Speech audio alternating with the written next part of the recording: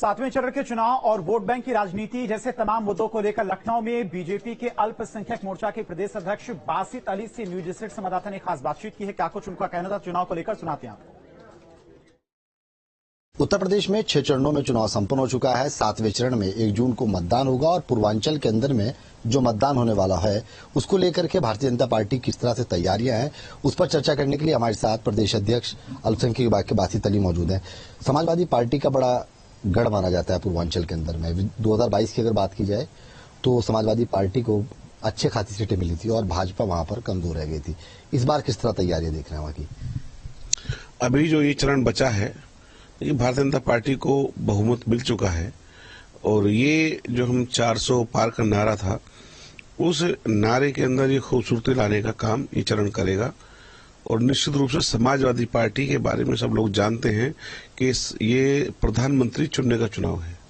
जब अगर बात उत्तर प्रदेश के विधानसभा चुनाव की हो तो मुद्दे अलग होते हैं, लेकिन ये देश का चुनाव है और देश के मुद्दों का चुनाव है। उस जगह पर समाजवादी पार्टी कहीं स्टैंड करती नहीं है।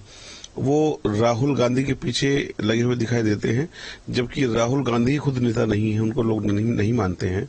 और आज दोनों ही पार्टियां अपने अस्तित्व की लड़ाई लड़ रही हैं। हो सकता है कि 1-2 सीट उनको जीतने के लिए मिल जाए, लेकिन भारतीय जनता पार्टी निश्चित रूप से सभी सीटों पर जीत रही है। जब हम देखते हैं कि दूसरी पार्टियां केवल और केवल एक वोट बैंक के इर्द गिर्द बात करती हैं, मैनिफेस्टो बनाती हैं, उनके लिए घोषणाएं करती हैं, उनके लिए जेल तक जाते हैं, तो निश्चित रूप से हमारी पार्टी के मुखिया का दायित्व बनता है कि समाज के सामने सच्चाई को लाएं। और इस बार मोदी जी ने विपक्ष को बेनकाब करने का काम किया है। बासित साहब, आप खुद एक मुसलमान हैं। तमाम जो कानों में आवाज आती रहती है वो ये आती है कि भारतीय जनता पार्टी हिंदू तत्व की राजनीति करती है। आप खुद एक मुस्लिम लीडर हैं भारतीय जनता पार्टी में, क्या लगता है आपको, क्या मानते हैं?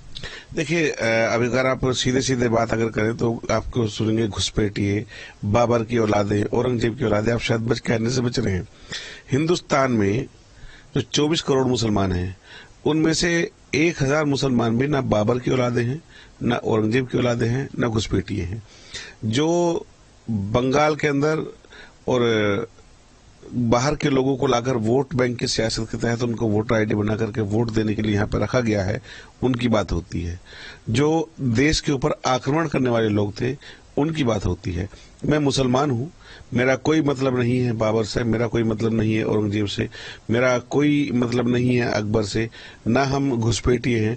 हम यहीं के डीएनए से पैदा हुए हिंदुस्तानी हैं और जिस तरह से हिंदू और मुसलमान भाई भाई हैं, उसी तरह से हम सब मुसलमान भी हैं। हम सब मोदी जी के भाई हैं और मोदी जी के साथ हैं।